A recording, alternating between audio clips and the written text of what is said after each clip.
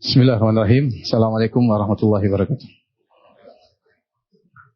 Alhamdulillahi ala ihsani wa syukru lahu ala taufiqihi wa amtinani. Asyhadu an la ilaha illallah wahdahu la syarika lahu ta'ziman li sya'ni wa asyhadu anna Muhammadan abduhu wa rasuluhu da'ila ridwani. Allahumma shalli alaihi wa ala alihi wa ashabihi wa ikhwani. Ikhwan dan akhwat yang dirahmati oleh Allah Subhanahu wa taala. Kita melanjutkan bahasan kita tentang ahkamul janaiz. Dan pada pertemuan lalu telah kita singgung bahwasanya adab-adab terkait dengan mayat, dan juga kita sudah singgung tentang tajhizul janazah, tentang penyelenggaraan janazah.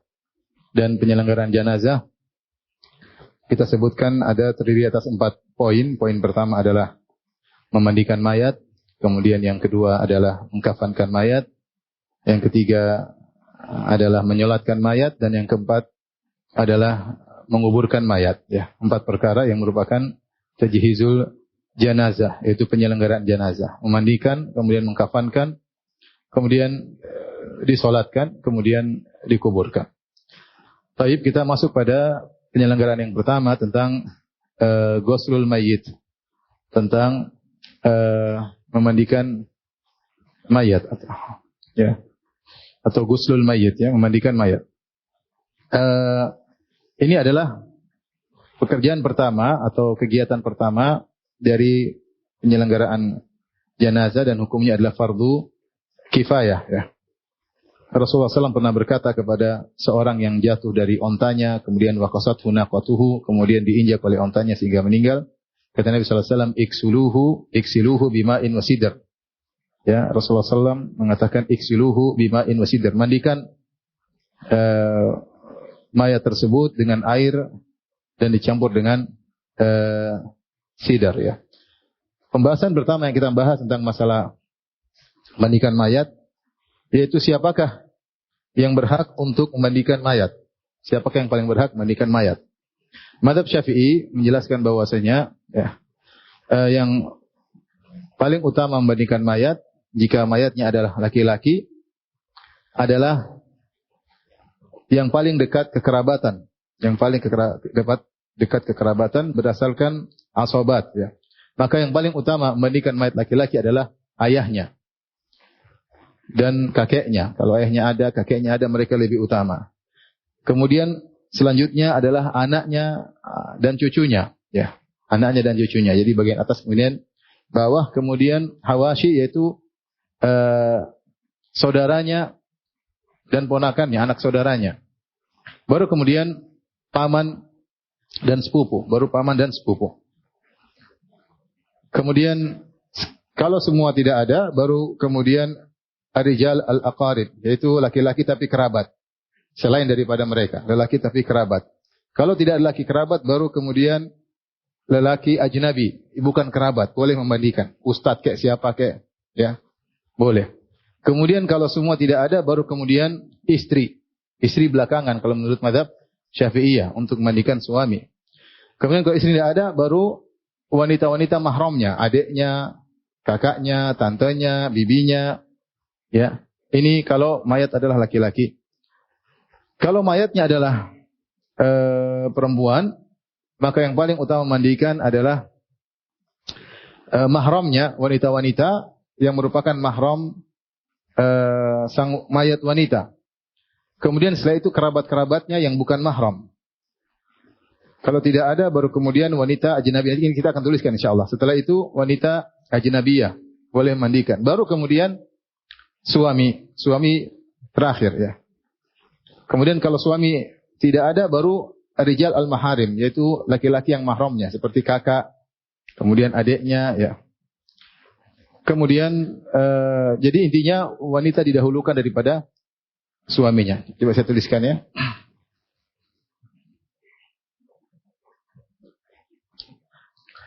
Hukum-hukum, ya, terkait ghuslul mayyit, memandikan jenazah.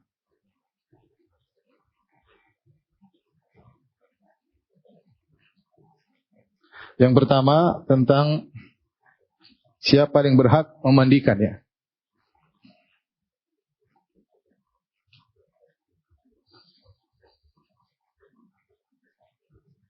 berhak memandikan.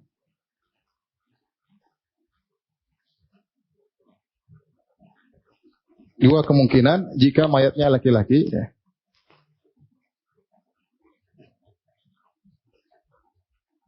Lelaki. Kemudian jika mayatnya wanita.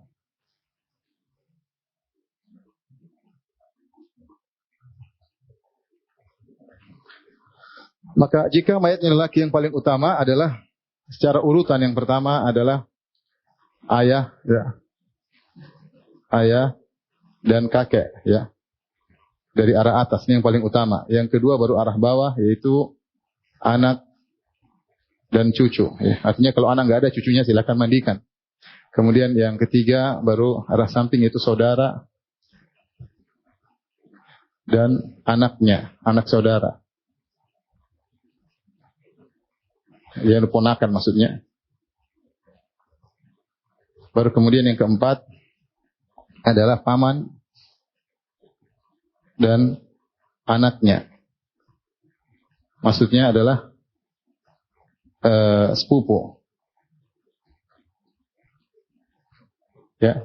Baru kalau tidak ada semuanya, baru ar-rijal al-aqarib, yaitu para lelaki yang kerabat, para lelaki kerabat.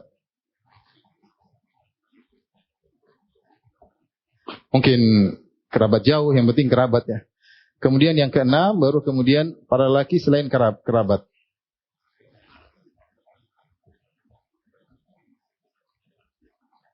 Mau ustadz kek, siapa kek, teman kek, kenalan orang menurut dia orang soleh, disuruh mandikan, terserah, ya. Baru yang kemudian yang ketujuh, baru istri. Kalau istri tidak ada, baru wanita yang merupakan mahramnya. Demikian urutan yang disebut dalam kitab Al-Mu'tamad karya Syekh Muhammad Az-Zuhaili. Jika mayatnya adalah wanita, maka yang paling utama adalah an-nisa al-maharim. Para wanita yang merupakan mahram.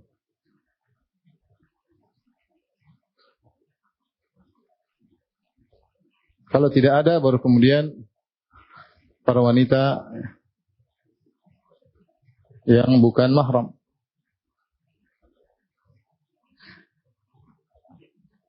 Saya pastikan dulu.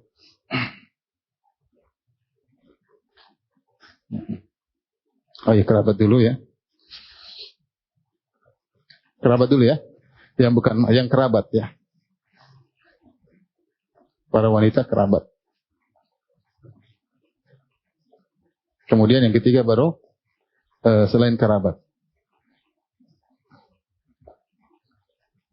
Selain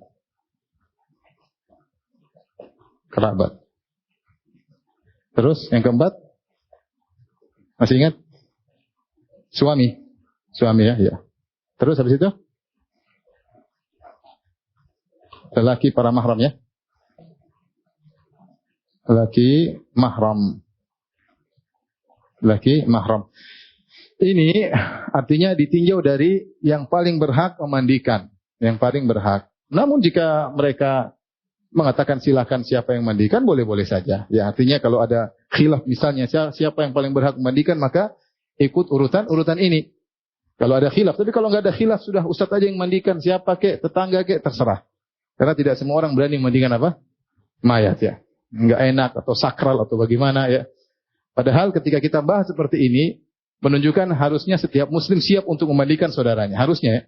Karena diurutkan. Ayah. Jadi perkara memandikan harusnya bukan perkara yang menakutkan atau mengkhawatirkan atau terlalu sakral. Enggak, ya. Yang penting dia ngerti adab-adabnya, kemudian dia mandikan. Artinya kalau ada khilaf, baru kita ikut urutan seperti ini menurut mazhab Syafi'i. Kalau tidak ada khilaf, maka silakan siapa yang memandikan. Seperti suami langsung ingin mandikan istri, boleh. Dalam hadis ketika Nabi SAW pulang dari Baqi, kemudian Rasulullah SAW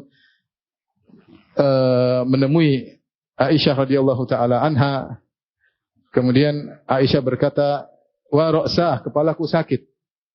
Kata Nabi SAW, bal ana wa ra'sah, saya yang kepalaku sakit, kata Nabi SAW. Ini menjelang Nabi SAW meninggal dunia. Rasulullah SAW pulang, ternyata kepala beliau sakit, Aisyah juga kepalanya sakit. Kemudian Rasulullah SAW berkata, ma dharraki law mitti, ya. Apa masalah bagimu wahai Aisyah radhiyallahu anha? Wahai istriku, kalau kau meninggal, faghassaltuki, kemudian saya mandikan engkau, wa kafantuki, kemudian saya kafankan engkau, tsumma dafantuki, kemudian aku kuburkan engkau. Artinya enggak ada masalah ya. Suami boleh mandikan istri dan sebaliknya istri boleh mandikan suami ya. Jadi kalau kita perhatikan di sini, selalu yang diutamakan adalah satu jenis, lelaki memandikan laki-laki. Sehingga urutan istri terakhir. Ya, yang paling utama menurut mazhab Syafi'i adalah laki dengan apa? Lelaki. Baru kemudian istri enggak bisa, baru wanita-wanita yang merupakan mahramnya. Demikian juga wanita, ketika wanita yang meninggal yang paling utama adalah para wanita. Ya, sebagaimana ketika Zainab meninggal, Rasulullah SAW menyuruh para wanita yang mandikan Zainab. Rasulullah SAW menyuruh para wanita yang mandikan apa? Zainab. Baru kemudian suami, baru kemudian laki mahram, lelaki mahram. Bahkan menurut mazhab Syafi'i, kalau ini semua tidak ada, yang ada cuma orang kafir mandiin. Kata mazhab Syafi'i, seandainya ini semua tidak ada, misalnya ini semua tidak ada, dan mungkin saja, mungkin musim perang, apa kayak ya, atau tidak lagi safar, tidak hadir, maka boleh.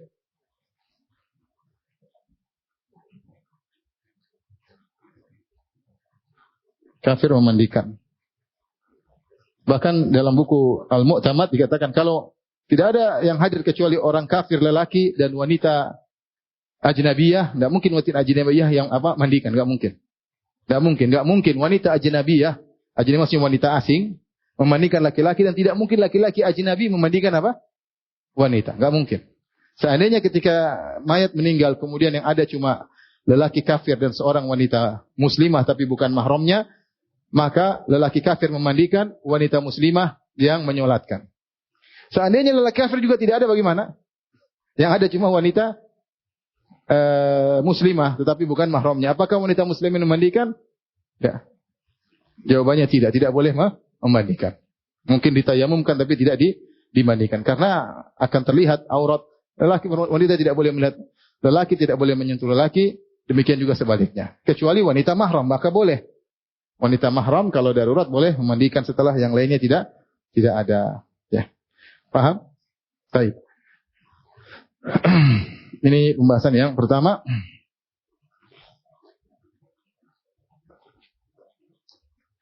Yang kedua, kaifiyatu al-ghusl ya. Bagaimana cara mandi?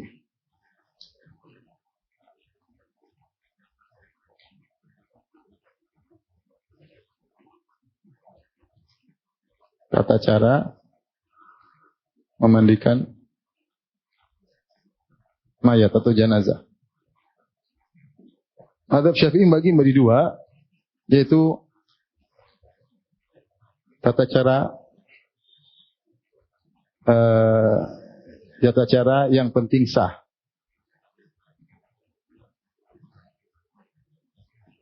Aqall, tata cara yang paling minimal ya.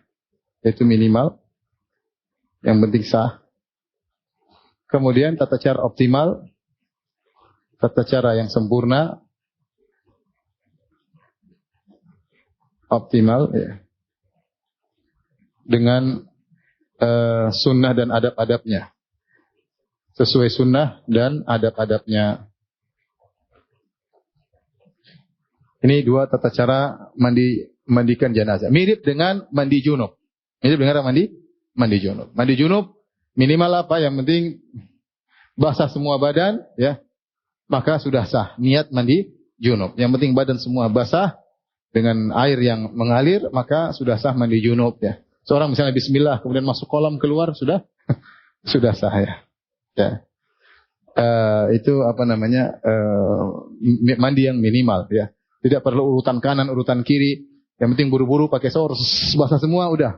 Yang penting niatkan mandi junub, kemudian yang penting berkumur-kumur, beristinsyak, sudah selesai. Ya, tapi kalau mau mandi yang sesuai dengan sunnah tentunya ada aturannya. Berwudu dulu, kemudian tubuh bagian kanan, tubuh bagian kiri, mirip dengan mandi janabah. Jadi kita seakan-akan sedang memandikan mayat dengan mandi apa? Janabah, ya. Maka dengan demikian tata cara yang penting sah itu minimal adalah yang penting seluruh tubuh mayat mayat terkena aliran air. Ya, tidak harus urutan. Ini maksudnya untuk memudahkan kalau ada seorang misalnya ada yang meninggal di keluarganya, kemudian tidak ada yang berani mandikan sendiri. Yang penting tubuhnya seluruhnya terkena apa? Terkena air. Ya, dia bersihkan. Tentunya setelah menghilangkan najis ya. Setelah menghilangkan najis dari mayat. Nah, kita akan bacakan tentang tata cara yang sempurna, optimal, yaitu yang sesuai dengan sunnah dan adab-adab. Ya, ada adab-adab tambahan, mungkin tidak ada dalilnya secara tegas, tapi itu adab-adab untuk memudahkan pemandian mayat yang disebutkan oleh para fuqaha. Makanya saya tambah sini sesuai dengan sunnah dan adab-adabnya. Adab-adab ini banyak ijtihad para ulama terkait untuk mendukung pelaksanaan sunnah dalam memandikan mayat.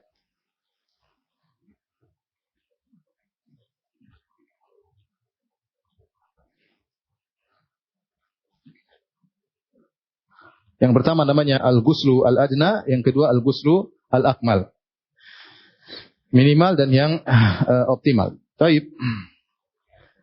Yang pertama, perhatikan ya, memandikan mayat secara maksimal. Yang pertama, mayat diletakkan di tempat yang tidak ada orang lain kecuali yang memandikan. Yang memandikan mungkin ada keluarga yang mau hadir boleh. Tapi jangan terbuka untuk semua orang melihat. Tidak, itu kurang menghargai mayat. Kita beradab dengan apa? Mayat ya.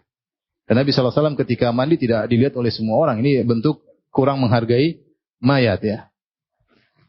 Saya tadi baru ditanya, Ustaz bagaimana hukumnya kalau mayat dimandikan teman-temannya semua hadir lihat? Enggak, itu enggak adab, bukan begitu. Agar tidak ada yang melihat mayat kecuali yang memandikan. Karena bisa jadi auratnya tersingkap. Bisa jadi ada sesuatu yang buruk keluar dari mayat tersebut. Dan kita harus menutup aurat seorang muslim apakah dia masih hidup atau sudah mati. Enggak boleh. Enggak boleh ya. Maka tidak boleh dibuka di tempat terbuka kemudian semua orang lihat, maka ini tidak sunnah. Nabi SAW yang memandikannya adalah Ali bin Abi Thalib dan Al-Fadl bin Abbas, kerabat Nabi SAW. Ali sepupunya, Al-Fadl juga sepupunya. Wa kana Usama bin Zaid yunawilul ma, adapun Usama bin Zaid mengofer air kepada mereka, kepada Ali dan Fadl bin Abbas. Wal Abbas waqifun indahum. Adapun Abbas, paman Nabi SAW, berdiri menyaksikan proses pemandian tersebut. Jadi yang melakukan cuma 4 orang. Ya. Artinya bukan rame-rame, kemudian semua orang panggil, ngelihat. Tidak ya. Kita ingin menjaga martabat sang mayat. Ini yang pertama. Yang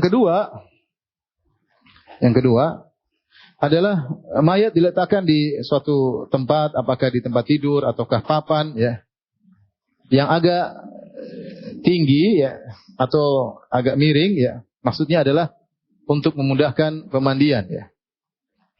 Atau tempat yang lurus tapi nanti badannya agak diangkat supaya bisa mengeluarkan kotoran di perutnya. Jadi diletakkan di atas tempat tinggi sehingga orang yang memandikan mudah untuk proses pemandian tersebut. Diletakkan dalam kondisi mustalqin ala dhahar, yaitu bahasa Indonesia begini? Terlentang ya, dalam kondisi terlentang sehingga bisa dimandikan dengan mudah ya. Kemudian sebelum dimandikan para fuqaha mengatakan dianjurkan untuk melembutkan anggota tubuh mayat ya. Caranya misalnya tangannya didorong ke depan, ditarik, dimajukan, dilipat, ditarik lagi, supaya nanti kakinya juga demikian, dijulurkan, dilipat lagi, julur, dilipat, supaya nanti proses pemandian mudah, proses pengangkatan jenazah juga mudah, karena bisa jadi ada tangannya yang kaku, kakinya yang kaku, maka pelan-pelan diluruskan, dikembalikan pada posisinya, ya. Karena orang meninggal dengan kondisi macam-macam, ya. Dalam kondisi mungkin lagi jongkok, dalam kondisi lagi duduk, macam-macam, ya. Maka perlu dikembalikan posisinya agar mudah untuk dimandikan. Ya. Ini yang kedua. Yang berikutnya, maka diambillah kain, disebut sini kain yang qadid atau raqiq, kain yang lama atau kain yang tidak terlalu tebal. Tujuannya apa kain tidak terlalu tebal? Agar kalau disiram air di atas kain tersebut, airnya tembus dan mengenai tubuh sang mayat. Sehingga terjadi proses pemandian. Karena mandi membutuhkan air yang mengalir, ya. Tapi kalau kain yang ditutupkan kepada tubuh mayat kain yang tebal bisa jadi air tidak sampai ya. Kalau kita siram dari atas pun bisa masuk. Menurut mazhab Syafi'i demikian, sebaiknya kainnya tidak terlalu tebal sehingga air bisa tembus. Air bisa tembus ya. Maka diambil kain, kemudian ditutupkan kepada bagian aurat sang mayat sebelum proses pemandian, yaitu dari pusar sampai di bawah lutut. Dari pusar sampai di bawah lutut ya, kain apa kayak sarung kayak apa kayak, atau handuk yang tidak terlalu tebal ditutupkan. Setelah itu bajunya dibuka. Setelah itu bajunya dibuka, seluruh bajunya dibuka, baik bajunya, baju dalamnya, celana dalamnya, celananya dibuka. Kalau mungkin kan dibuka dengan baik, maka dibuka dengan baik. Kalau tidak, maka digunting ya. Digunting mungkin untuk membukanya sulit ya. Tidak semua kondisi mayat mudah untuk dibuka bajunya. Tapi kalau bisa dibuka bajunya dengan baik, buka bajunya. Kalau tidak bisa membuka harus terlihat auratnya, maka jangan dibuka, digunting aja. Karena kita tidak boleh melihat aurat mayat tersebut, tetap harus dijaga ya. Dirobek sehingga tersisalah mayat tersebut dalam kondisi tidak berpakaian, telanjang kecuali kain yang tadi digunakan untuk menutup apa? Pusarnya sampai ke lututnya. Karena itu aurat mayat. Paham sampai sini? Kemudian setelah itu yang memandikan mayat ya, mengangkat mayat, kepalanya diangkat sedikit diangkat, supaya apa? Supaya mudah mengeluarkan najis kalau masih ada dalam perutnya, dengan diurut pelan-pelan bagian perutnya. Kalau memang ada najis maka akan mudah untuk dikeluarkan. Ya. Pelan-pelan, ya. Demikian ya. Kemudian setelah itu dia mulai membersihkan kotoran yang ada pada mayat tersebut, najis yang ada pada mayat tersebut. Caranya dengan, kalau kita mudah, kita menggunakan sarung tangan, kemudian kita menggunakan kain. Kita menggunakan kain untuk membersihkan najisnya, baik kemaluannya atau duburnya. Dua-duanya kita bersihkan. Ya, tentunya di balik kain tersebut sehingga tidak kelihatan. Kita bersihkan kemaluannya, kemudian kita bersihkan apa? Duburnya. Kita bersihkan duburnya dengan pakai sarung tangan, kemudian kita pakai kain. Dan tidak boleh kita menyentuh kedua kali kemaluannya dan duburnya kecuali saat itu saja. Nanti kalau memandikan jangan disentuh lagi, cuma disiram doang. Jadi karena ini darurat, harus membersihkan apa? Najis ya. Kemaluannya dibersihkan najisnya, kemudian duburnya juga dibersihkan apa? Najisnya. Ya. Kemudian menurut mazhab Syafi'i, ada khilaf masalah ini. Menurut mazhab Syafi'i, mayat yang meninggal maka tidak perlu dicukur kumisnya, tidak perlu dicukur ketiaknya, tidak perlu. Karena mereka berdalil karena tidak diriwayatkan dari Nabi SAW, Nabi melakukannya dan tidak diriwayatkan dari para sahabat. Padahal banyak sekali yang meninggal di zaman para sahabat, namun ketika mayat meninggal tidak dicukur kumisnya dan tidak dicukur bulu atau dicabut bulu ketiaknya, tidak.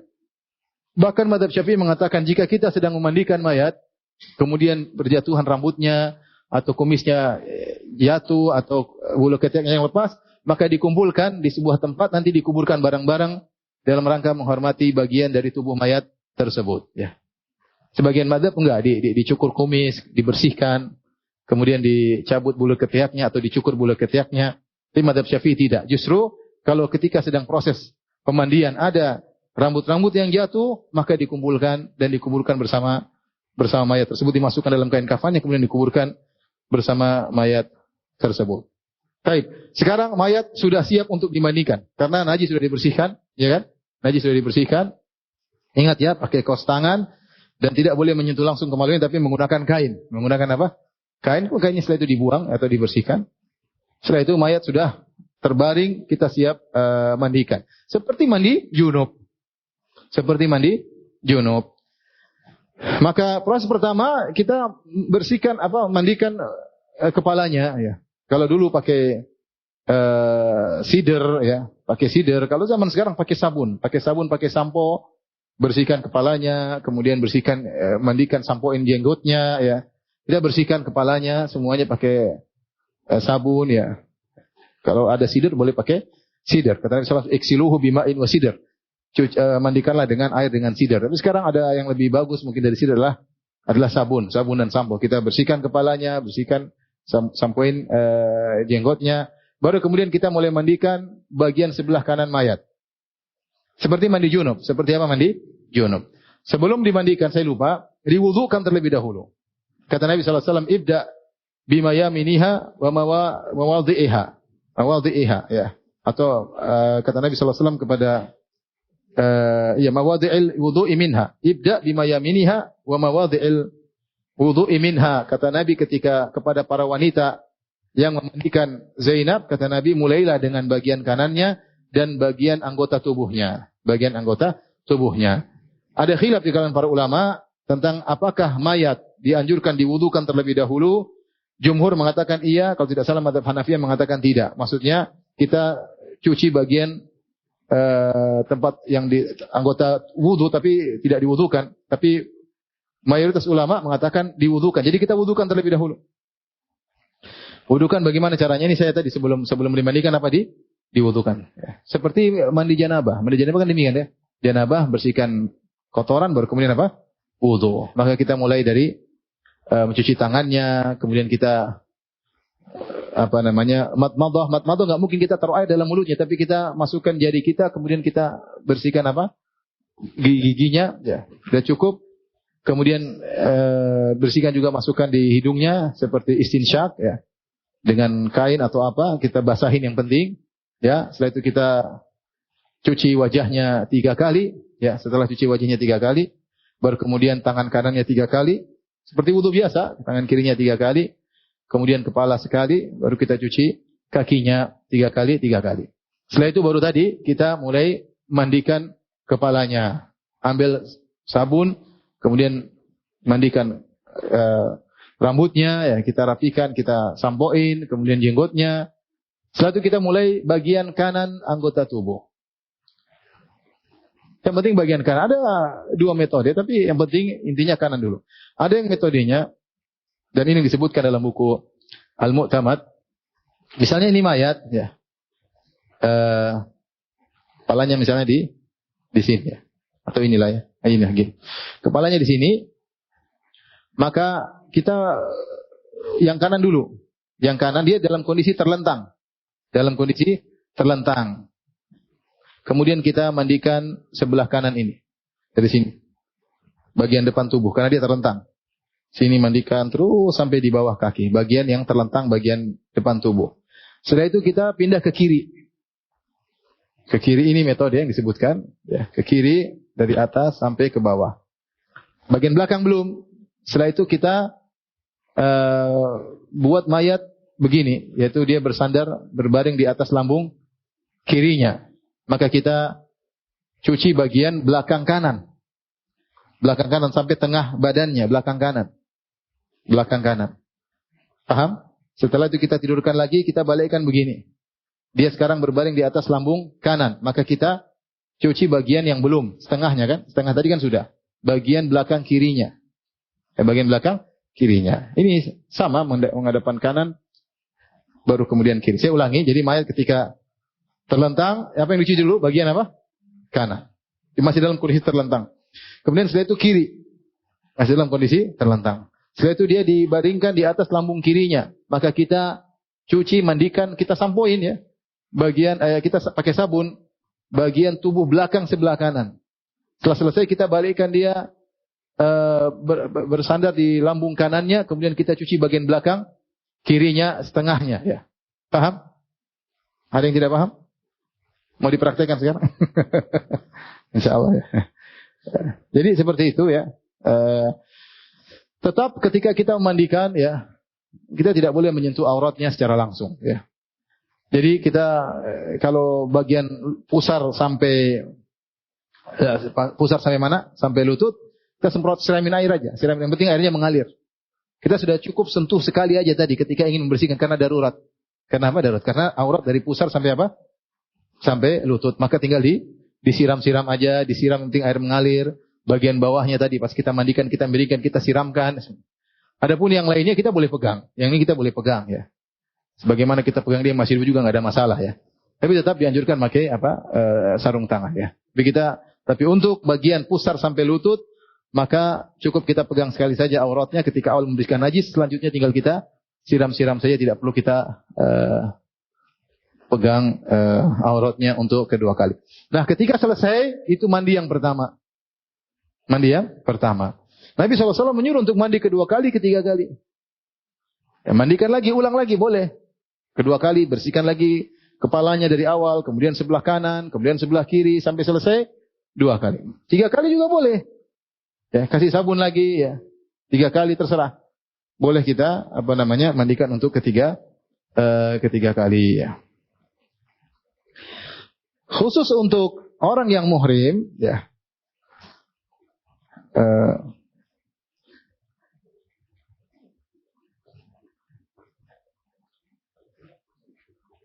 Tidak boleh ditaruh kafur, ya, karena ada sampo-sampo atau kafur minyak wangi ketika dimandikan, ya.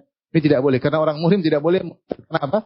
Terkena minyak wangi, tidak boleh terkena minyak wangi. Sehingga untuk orang yang muhrim tidak dibandingkan dengan kapur barus dan dimandikan air biasa saja. Tapi ini kondisi jarang kita dapati. Jarang kita rata-rata itu mungkin di sana di Mekah. Kalau di sini nggak ada orang muhrim mati di sini. Masih sedang berihram, ya. Kok bisa mati di sini? Aneh kan? Atau mungkin dibawa pulang, bisa jadi, ya, bisa jadi. Tapi kebanyakan orang yang ihram meninggal jadi sana, dikubur di sana. Urusan orang-orang Saudi, ya. Mereka yang akan memandikan di sana, ya. Di sini jarang, hampir tidak pernah terjadi kondisi demikian. Karena Rasulullah SAW berkata, iksiluhu bima'in wa sidr. Mandikanlah orang yang meninggal dalam kondisi ihram dengan air dan sidar. Sidar, ya, tadi untuk pembersih, ya. Wa kafinuhu fi thawbain, dan kafankanlah dengan 2 kain. Wala tumissuhu tiban, jangan dikasihkan minyak wangi. Artinya kalau selain mayat yang biasa, tidak apa, kita mandikan, kita campur minyak wangi, kasih kafur, kasih pewangi, airnya tidak jadi masalah. Yang penting bersih dulu, ya. Mau kasih mandi sambil dikasih campur misik, dicampur kafur baru, silakan, ya. Silakan. Adapun muhrim, orang yang ihram, tidak boleh terkena minyak wangi. Wala tukhammiru ra'sahu, dan jangan tutup kepalanya. Kenapa? Fa innahu yub'atsu yaumal qiyamati mulabbiyan, karena dia akan dibangkitkan pada hari kiamat dalam kondisi bertalbiyah, ya. Taib, selesai dari memandikan, ya. Bagaimana dengan mandikan wanita? Wanita sama saja, cuma bedanya tetap aurat tertutup, ya. Dia mandikan para wanita, ya. Sebagaimana urutan tadi kita sebutkan.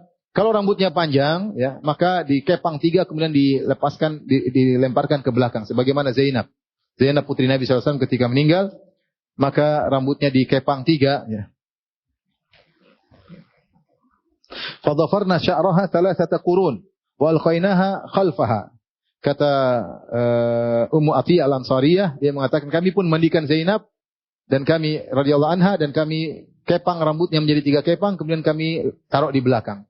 Kalau wanita, kalau rambutnya panjang, rambutnya pendek maka tidak perlu. Cara memandikan seperti cara memandikan lelaki. Ya, hanya saja yang menjalankan pemandian adalah para wanita. Baik, perlu diingat bagi orang yang memandikan, dia harus amanah. Dalam hadis Rasulullah SAW bersabda, man ghassala maitan atau mayyitan fakatama alaihi ghafarallahu lahu 40 marrah. Barang siapa yang memandikan mayat kemudian dia tutup aibnya sehingga tidak tersebar di masyarakat, karena kita wajib menutup aurat muslim, ya. Man satara musliman, siapa yang menutup aurat seorang muslim. Dan ini berlaku ketika masih hidup dan sudah meninggal dunia. Jika dia melihat aurat, misalnya terlihat sesuatu yang menunjukkan orang ini pelaku maksiat, ya. Orang ini macam-macam, ya. Kadang-kadang ya, maka Allah akan mengampuni dosanya 40 kali. Allah akan mengampuni dosanya 40 kali, ya. Kalau tidak salah, saya lupa, dalam riwayat Syekh Albani rahimahullah, arba'ina kabirah, dalam riwayat 40 dosa besar akan diampuni. Tapi saya perlu cek lagi. Tapi intinya salah satu riwayat Allah akan mengampuni dia 40 kali. Artinya ini ganjaran yang besar bagi orang yang memandikan mayat. Kalau dia melihat aib, dia sembunyikan, maka dia akan diampuni oleh Allah Subhanahu wa taala 40 kali. Dan termasuk dalam keumuman hadis, man satara musliman, siapa yang menutup aib seorang muslim, satarahullahu fid dunya wal akhirah. Allah akan menutup aibnya di dunia dan di akhirat. Namun, jika yang dimandikan adalah ahlul bid'ah, Saya bacakan perkataan Syekh Muhammad Az-Zuhaili. Amma idza kana al-mayyitu mubtadi'an. Adapun jika yang dimandikan adalah ahlul bid'ah, wa mudhiran li bid'atihi, suka menyuruh kepada bid'ahnya, wa ra'al ghasil ma yakrah, dan yang memandikan melihat suatu yang tidak baik pada mayat tersebut, fa muqtadal qiyas an yatahaddas bihi fin nasi li zajri an bid'atihi. Maka qiyas menunjukkan harusnya dia ceritakan aib tersebut kepada masyarakat agar masyarakat tidak mengikuti perbuatan orang ini. Ya. Orang yang menyuruh kepada kesyirikan misalnya, orang ini menyuruh kepada mengingkari sunnah-sunnah Nabi misalnya. Ahlul bid'ah terkenal dengan kebid'ahan, suka merusak Islam. Maka kemudian terlihat aibnya, maka harusnya diceritakan. Kata Syekh Muhammad Az-Zuhaili, untuk apa tujuannya? Agar orang lain tidak ikut perbuatannya. Jangan sampai kau mati juga seperti ini. Wallahu ta'ala alam bisawab. Tapi kita lanjutkan. Siapa yang bisa ulang tadi cara mandikan? Coba saya ulang ya, tolong diingat ya. Pertama tadi apa? Dibersihkan dulu, diletakkan di atas tempat yang tinggi sehingga mudah untuk apa? Dimandikan. Setelah itu tangannya sendi-sendinya dilemaskan supaya mudah untuk dimandikan. Ya. Setelah itu diambil kain ya untuk menutup apa? Auratnya. Ya, kain tersebut jangan terlalu tebal ya agar air bisa tembus. Setelah itu dibuka bajunya. Kalau bisa dibuka dengan baik maka silakan buka, kalau tidak maka digunting. Yang penting bajunya bisa terbuka, semua terbuka termasuk celana kolornya, dibuka semuanya. Setelah itu dibersihkan najisnya dengan pakai sarung tangan dan menggunakan apa? Kain. Kita sentuh kemaluannya, kita sentuh apa? Duburnya. Paham? Setelah itu kemudian sudah bersih semua, kita wudukan. Wudukan seperti wudu biasa, ya. Setelah kita wudukan, baru kita mulai mandikan dengan mencuci bagian apa? Kepalanya, kemudian janggutnya, ya. Baru kemudian bagian kanan tubuh, kemudian bagian kiri apa? Kiri tubuh. Ketika kita memandikan bagian auratnya, maka cuma disiram-siram. Jangan disentuh. Bagian depan maupun bagian bokongnya, semuanya disiram. Yang penting semua dalam kondisi apa? Tertutup. Harus terjaga auratnya, tidak boleh ada yang lihat. Ya. Kemudian kalau melihat aib maka disembunyikan dengan diceritakan kecuali aib ahlul bid'ah. Ya. Adapun wanita tidak ada bedanya dengan lelaki, cuma rambutnya kalau panjang dikepang menjadi apa? 3 ya. Dan boleh dimandikan sekali minimal, boleh 2 sampai 3 kali, boleh 5 kali, boleh 7 kali. In ra'aitun dzalik, kata Nabi, mandikan lebih daripada itu jika memang kalian pandang perlu. Jika kalian pandang perlu untuk diulang-ulang, kata Nabi, iksilnaha salatan aw khamsan aw aktsar in ra'aitunna bima'in wa sidrin. Mandikan putriku Zainab 3 kali, sunahnya 3 kali ya. Sahnya sekali, tapi sunahnya berapa kali? 3 kali. Kalau tidak 3 kali maka 5 kali. Atau lebih daripada 7 kali, 9 kali enggak ada masalah kalau memang diperlukan. Timbul permasalahan, kalau sudah dimandikan semuanya, tiba-tiba keluar najis terlihat. Keluar najis, apa yang dilakukan? Maka ada khilaf di kalangan para ulama. Ada yang mengatakan dibersihkan kemudian diwudukan, ada yang mengatakan dibersihkan kemudian dimandikan ulang. Namun pendapat Allah alam bisawab yang benar tidak perlu, dibersihkan saja. Dibersihkan saja karena tujuannya hanyalah untuk membersihkan apa? Membersihkan najis dan memuliakan mayat ya. Memuliakan apa? Mayat. Jadi dibersihkan saja tanpa harus mengulangi mandi mayat tersebut. Setelah selesai semua, maka kita lanjut pada proses pengkafanan. Proses pengkafanan.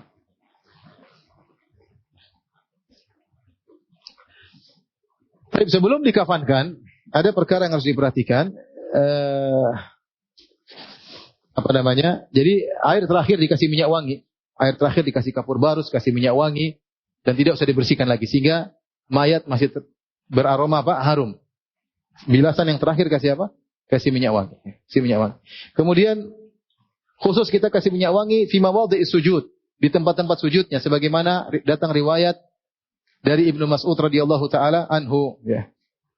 Bahwasanya disuruh yutatabba'u bitib masajiduhu. Hendaknya nanti dikasih minyak wangi di bagian tempat sujudnya ketika setelah kita mengkafankan ya. Itu bagian dahinya, hidungnya, kemudian tangannya dikasih minyak wangi, kemudian kedua lututnya kasih minyak wangi dan kakinya yang buat sujud kasih minyak wangi.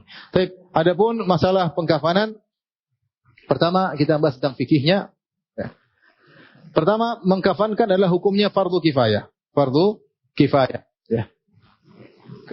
Kalau tidak ada yang mengkafankannya, maka semuanya berdosa. Yang kedua, kain kafan yang terbaik adalah diambil dari harta warisannya, yaitu harta peninggalannya. Kita kan mengatakan harta waris. Pertama, kalau ada seorang mayat meninggal dan dia meninggalkan harta, yang pertama untuk mu'natu at-tajhiz. Diambil hartanya untuk penyelenggaraan jenazah. Diambil hartanya. Untuk kafannya, untuk penyelenggaraan jenazah, untuk beli mungkin hanutnya, membeli pewanginya, beli kain kafannya, beli sabunnya, pakai uang dia. Kalau memang ada, bahkan meskipun utangnya belum dia bayar. Jadi lebih dahulukan daripada bayar utang. Beda dengan harta warisan. Kalau harta warisan, utang dulu baru bayar dulu. Kalau masih ada sisa baru harta warisan. Kalau tidak ada sisa ya sudah. Ternyata utang masih ada juga. Semua dibayarkan, utang masih ada, ya sudah tidak ada warisan. Tapi kalau untuk urusan penyelenggaraan jenazah maka diambil meskipun dia punya utang. Meskipun dia punya utang. Apakah boleh kita menerima sumbangan dari orang lain? Dikatakan selama orang tersebut tidak itu merasa punya hutang budi, maka tidak jadi masalah. Oleh karenanya ulama Syafi'iyah mengatakan, jika dari salah satu ahli waris ingin saya saja yang tanggung kafannya, maka jangan diterima. Karena khawatir nanti di depan dia ngomong, saya dulu yang bayarkan. Dulu ini dibahas penting, kenapa kain kafan mahal dulu. Tidak jarang orang punya kafan, maka sering kita dengar mayat dibongkar, diambil kain kafannya. Dulu orang banyak miskin, sehingga bahasa ini agak detail. Sekarang saya rasa tidak begitu perlu. Ya. Kalau dulu memang dibahas detail karena kain kafan itu berharga. Ya. Lihat bagaimana sebagian sahabat seperti Musa bin Umair meninggal tidak ada kain kafannya. Tidak cukup. Kalau dicukup ditutup bajunya untuk menutup kepalanya, kakinya terlihat. Kalau ditutup bagian kakinya, kepalanya terbuka. Enggak ada duit, enggak ada kain untuk mengkafankannya. Sehingga mereka mengatakan kalau ada ahli waris di antara waris mengatakan saya akan tanggung, jangan, tidak perlu. Karena takut nanti dia ungkit-ungkit di kemudian hari. Tapi kalau tidak ditakutkan hal tersebut, apalagi sekarang muda, enggak ada masalah. Bahkan sebagian orang menyumbang kain kafan sekarang. Ya. Sebagian penyelenggara jenazah diselenggarakan dengan gratis, ingin berbuat baik kepada si mayat, tidak ada masalah, tidak kemudian tidak ungkit-ungkit saya dulu begini, ungkit-ungkit kepada keluarganya, enggak ada. Saya rasa tidak ada demikian. Oleh karenanya ikhwan dan akhwat yang dirahmati Allah Subhanahu wa taala, sebaliknya seorang terkadang kaya raya dan orang kaya raya, ketika dia meninggal dia tidak bawa dari hartanya miliaran tersebut kecuali kain kafan. Itu harta yang bermanfaat bagi dia untuk mengkafankan dia. Bahkan sebagian miliarder 1 rupiah pun tidak dia bawa karena kain kafannya gratis. Tidak ada harta yang dia bawa. Bahkan dia bawa pun paling untuk beli apa? Kain kafan. Kalau dia pakai gigi emas, itu pun kata para ulama kalau memang bisa dicabut tidak membuat gigi yang lain merotoli, cabut. Karena kita tidak boleh buang-buang apa? Harta. Tapi kalau dicabut yang lain mereteli jangan. Jangan. Tapi intinya tidak ada harta yang dia bawa karena gigi emas begitu dia meninggal gigi emasnya jadi harta warisan. Tapi kalau dicabut tidak jadi masalah, tidak mengganggu yang lainnya, maka tidak masalah. Tapi kalau dicabut mengganggu, akan muslah atau menimbulkan pemandangan yang tidak baik, maka tidak usah. Maka tidak usah. Bahkan sebenarnya mengatakan kalau sudah selesai, kira-kira tulangnya sudah habis semua dan masih ada 5 gigi emas di dalam, boleh dibuka dan dicabut gigi emasnya. Karena tidak boleh buang-buang harta. Ini pendapat ya. Tidak boleh buang-buang harta. Syariat melarang idha'atul mal. Yang ngapain taruh emas di kuburan ya. Ya. Tidak ada faedahnya buat sang mayat tersebut. Ya. Tidak bisa digunakan untuk menyogok malaikat. Tidak bisa. Jadi yang mending diambil, dimanfaatkan. Masih banyak orang, susah. Tapi intinya, lihat, hati-hati kita ngumpulin duit. Tidak kita bawa kecuali yang buat kain kafan. Subhanallah. Kadang tidak ada yang kita bawa karena kain kafan kita gratis. Dan banyak ikhwan-ikhwan membuka program penyelenggaraan jenazah dengan kain kafan gratis. Intinya tidak jadi masalah. Azan ya? Azan. Ini gimana kain kafan? Gratis ya intinya ya. Tapi kita lanjutkan aja apa namanya? Azan dulu. Silakan azan. Baik para jamaah yang dirahmati Allah Subhanahu wa taala. Jadi demikian kafannya ya kalau harus diambil dari tarikahnya, dari harta peninggalannya. Kalau dia tidak punya harta peninggalan, miskin tidak punya apa-apa, maka yang menanggungnya adalah yang wajib memberi nafkah kepadanya. Misalnya istri tidak punya apa-apa, suaminya yang belikan kafannya. Atau seorang anak tidak punya apa, bapaknya yang menanggungkan kafannya. Kalau orang tua, anaknya yang belikan kafan. Kalau tidak ada semua harta untuk beli kafan maka dari Baitul Mal, kaum muslimin.